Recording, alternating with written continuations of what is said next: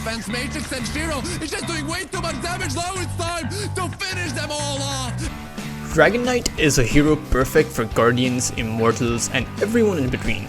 He's one of the tankiest heroes in the game, boasting a high armor, regeneration, and overall survivability which scales as you level up.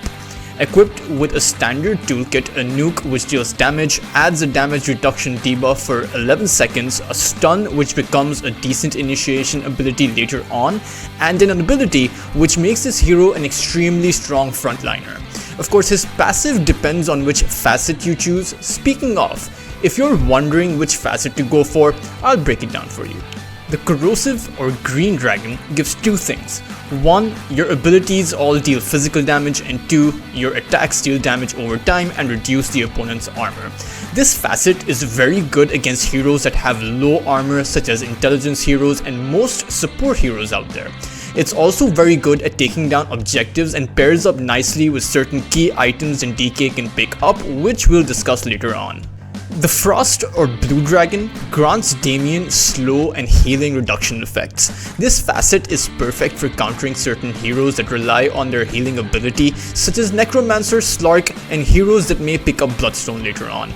Another important aspect of this facet is the slow that it provides. A 35% reduction in movement speed and 35 attack speed slow is simply extremely good early on against carry heroes, as they simply won't be able to keep up with the Dragon Knight or trade hits in the early to mid game. Regarding initial items, you'd want to start off with stat items, which will naturally boost Dragon Knight's already existing high HP pool. I'd recommend getting a couple of branches, a Quelling Blade to secure lost hits, and a Gauntlet of Strength and Circlet to later purchase into a Bracer. If you're in the mid lane, you can pick yourself up a bottle or infused raindrops if you're against a hero with a high nuke such as the Shadow Fiend seen here. Irrespective of which role you're in, whether it's the mid lane, safe lane, or off lane, you have to be aware of Dragon Knight's strengths and weaknesses. Dragon Knight is a tank with high sustain, which means that your goal should be to secure as many lost hits as possible and trade as much as you can. Because Dragon Knight has high HP regen, your opponents won't be able to trade as effectively. They'll have to stack up on HP regen items themselves, which will drain their resources, which ultimately just benefits you. Dragon Knight's weakness is that despite having a stun, he lacks the ability to get early pickoffs, which means that you're going to be reliant on your allies creating an opening for you.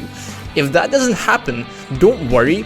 Your goal is to farm as much as you can. Nearing the end of the laning phase, you will be looking to complete your first full item. So which first major item should you buy?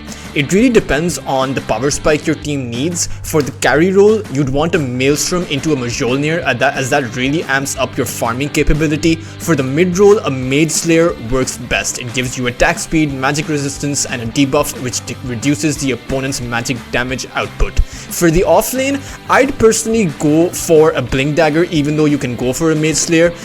Your team might just need an early Blink Dagger for those initiations. Once you get your first item up on the offlane or mid role, you're now partially online and you can rotate. You'll be stronger than your opponents because barely any hero has enough damage output to take down the Dragon Knight at this stage. Utilize this to your advantage. Group up with your team and go for some kills or objectives. If you're in the carry role though, you should continue to farm because your team will rely on you being the main source of damage output later on in the game.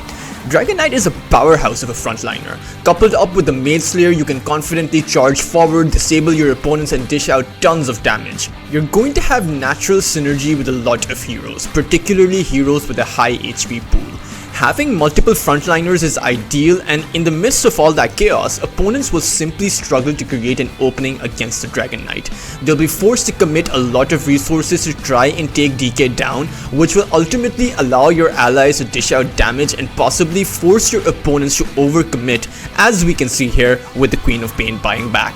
Recognize the objective and what being a frontliner actually means. A frontliner means that you have to go in to disable your opponent's strongest heroes. If you catch your opponent's core off guard, your opponents will be on the back foot because then they'll be forced to try and save their own cores. This is ideal because contesting a DK who has latched onto an enemy is extremely difficult. Now the question is, what items do you make on the Dragon Knight later on? The answer is highly dependent on what your team needs, and I'll keep it very simple for you. You just have to look for two things. Firstly, how much sustain your team has. If your team lacks sustain, such as the squishy core like my Shadow Fiend, you go for items that build up stats, like a Dragon Lance that you can upgrade later on to a Hurricane Pike, which will allow you to maneuver and also give some saving ability for yourself and your squishy allies.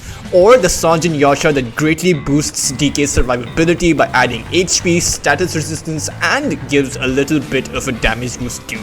Secondly, it's the initiation potential.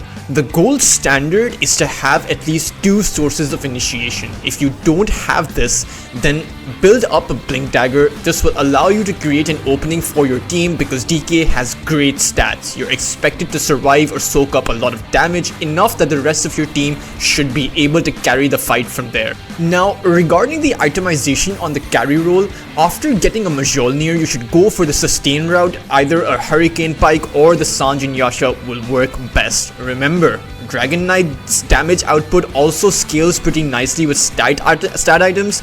You can also build a BKB after this, or if there aren't many disables, you can go for the Remnant's Brooch, which adds a lot of damage output to DK's arsenal. Having 3 items is when DK is fully online, and everything else after that is just a transition to a late game carry. This particular aspect is relevant for transformation heroes. Your hero is very strong when transformed into a dragon, but very easy to kite and take down when in knight form. Fall back and maneuver if you don't have your ultimate up, but once it's online, you'll be at your strongest, and that's when you fight. Rinse and repeat this technique for continued success in your games. In the late game, if you've itemized properly, you should function as the wall that can't be torn down. Your team is going to be reliant on you to stand in the front line, and even as a carry, your role as a frontliner is much more important than your role as a damage dealer, as you will be able to outlast your opponents thanks to your high HP and armor.